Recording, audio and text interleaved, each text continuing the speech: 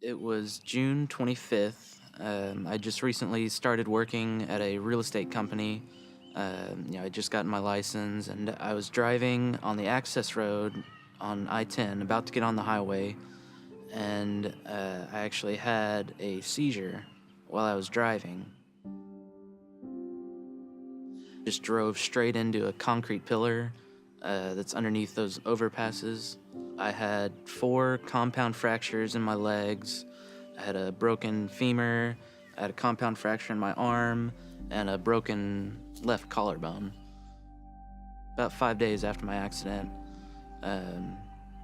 when they kind of woke me up, about halfway down my shin, they amputated the right leg. The left leg, this one had a spiral fracture down the tibia, and then it also had a couple other little breaks and a dislocated ankle.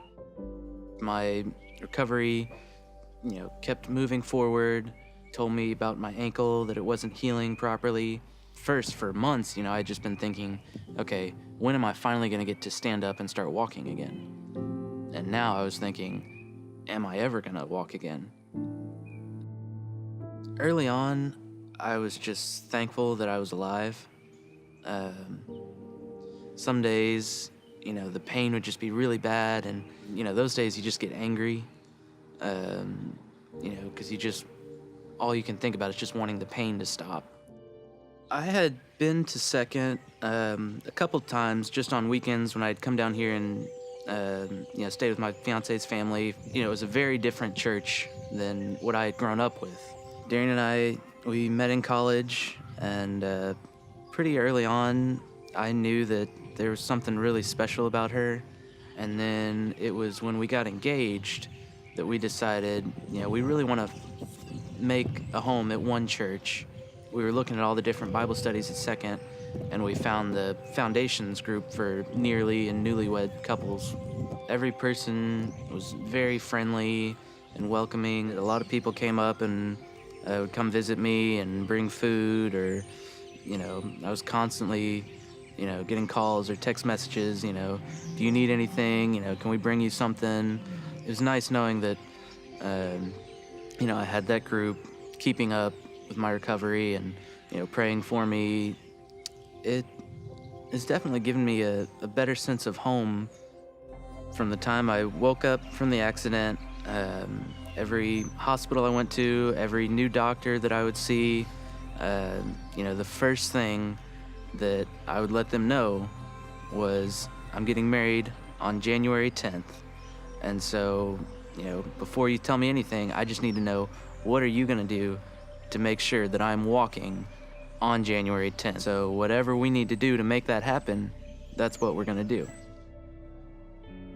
Time came, and once the wedding started, I don't really remember thinking about, my legs or hurting or anything.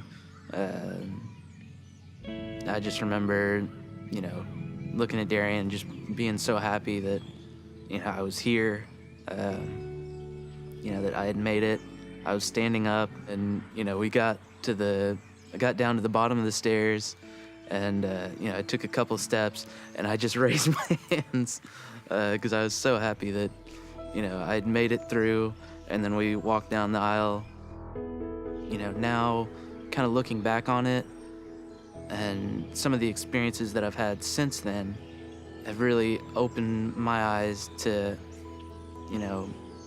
how I can use this, rather than being a handicap, but, it's actually a tool.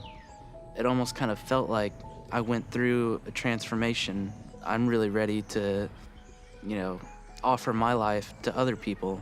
One of the things that I was most excited about, and one of the biggest reasons why I wanted to join the church and why becoming a member really became important to me, was because of all the different mission opportunities that I wanted to start joining in on. I wanted to start going and, visiting people in the hospitals. It felt like, for the first time, I really knew what I wanted to do and what God was calling me to do.